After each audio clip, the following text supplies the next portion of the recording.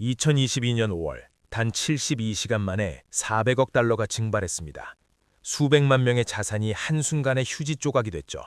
세상은 그것을 알고리즘의 실패라고 불렀습니다. 하지만 지금 법정에서 전혀 다른 이야기가 시작됐습니다. 테라폼 랩스의 파산 이후 피해자 자산 회수를 맡은 법률팀이 월스트리트의 초대형 퀀트 트레이딩 기업 제인스트리트를 맨해튼 연방법원에 제소했습니다. 그들의 주장은 단 하나입니다. 제인스트리트가 내부 정보를 이용해 테라의 붕괴를 의도적으로 앞당겼다는 것. 테라폼 랩스는 2024년 1월 파산 보호를 신청했고 피해자들에게 돌려줄 자산을 회수하기 위해 지금 이 소송을 진행 중입니다.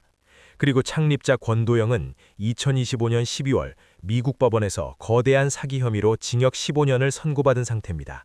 법원은 이미 테라폼 랩스의 사기를 공식 인정했습니다. 소송의 핵심은 은밀한 정보의 흐름입니다. 고소장에 따르면 제인스트리트 트레이더들은 테라폼 랩스 내부자들과 사적인 비공개 채널을 구축했습니다.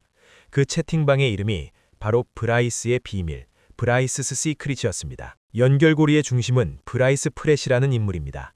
그는 테라폼 랩스에서 인턴으로 일하며 내부 직원들과 친분을 쌓은 뒤 제인스트리트로 이직했습니다.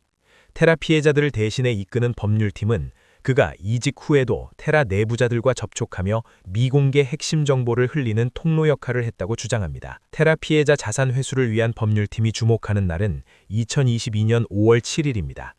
이날 테라폼 랩스는 대규모 스테이블 코인이 거래되는 핵심 디파이 플랫폼 커브 파이낸스에서 무려 1억 5천만 달러어치의 USD를 전격 인출합니다. 그런데 이 사실은 권도영이 다음 날인 5월 8일에야 대중에게 공개했습니다. 인출은 비공개로 발표는 하루 뒤에. 그런데 고소장에 따르면 테라폼 랩스가 인출을 완료한 지 불과 몇 분 뒤 제인스트리트와 연결된 것으로 추정되는 지갑에서 8,500만 달러어치의 USD가 단 하나의 트랜잭션으로 시장에 매도됐습니다. 대중 발표보다 하루 먼저 유동성이 빠져나간 사실을 마치 미리 알고 있었던 것처럼 정확히 가장 유리한 시점에. 이게 왜 치명적일까요? AMM 구조에서는 유동성이 줄어들수록 같은 양의 매도도 훨씬 강한 가격 충격을 만들어냅니다. 방어선이 얇아진 타이밍을 정확히 노린 거죠. 소송을 제기한 법률팀은 이것이 시장 분석이 아닌 미공개 정보로만 가능한 타이밍이었다고 주장합니다. UST의 1달러 패깅이 깨지자 루나를 대량 발행해 복구라는 알고리즘이 작동했습니다. 하지만 루나 가격도 함께 폭락하면서 더 발행할수록 더 무너지는 악순환이 시작됩니다.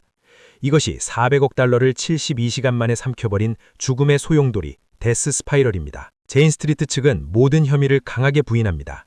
이번 소송을 절망적인 돈 뜯어내기라고 일축하며 적극적 방어를 선언했습니다. 그들의 논리는 이렇습니다. 투자자들의 손실은 테라폼 랩스 자체의 사기적 설계 때문이지 시장에 반응한 트레이딩 기업의 탓이 아니라는 것. 법원이 권도영의 사기를 이미 인정했기 때문에 이 방어 논리도 나름의 설득력이 있습니다. 이 소송의 향방을 가를 핵심은 증거 개시 절차, 디스커버리입니다.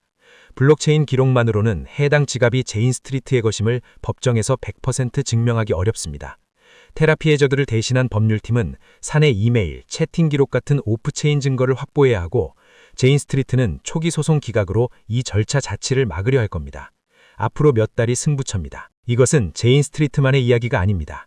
테라 파산 법률팀은 2025년 12월 또 다른 대형 트레이딩 기업 점프 트레이딩에도 40억 달러 소송을 제기했습니다.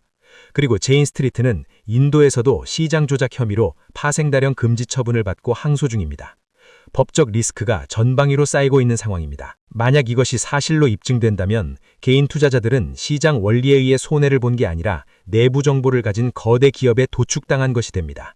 이것은 테라 피해자의만의 이야기가 아닙니다. 크립토 시장 전반에 대한 근본적인 신뢰의 문제입니다. 테라 루나의 몰락, 알고리즘의 구조적 실패였을까요? 아니면 내부 정보를 손에 쥔 거물들의 계획된 사냥이 섞여 있었을까요? 법원이 어떤 결론을 내리든 이 소송은 크립토 시장에 중요한 선례를 남길 것입니다. 재판 진행 상황은 계속 업데이트 영상으로 찾아오겠습니다. 이 사건을 어떻게 보시나요? 댓글로 다양한 의견 남겨주세요. 영상이 유익하셨다면 구독과 좋아요, 알림 설정까지 부탁드립니다.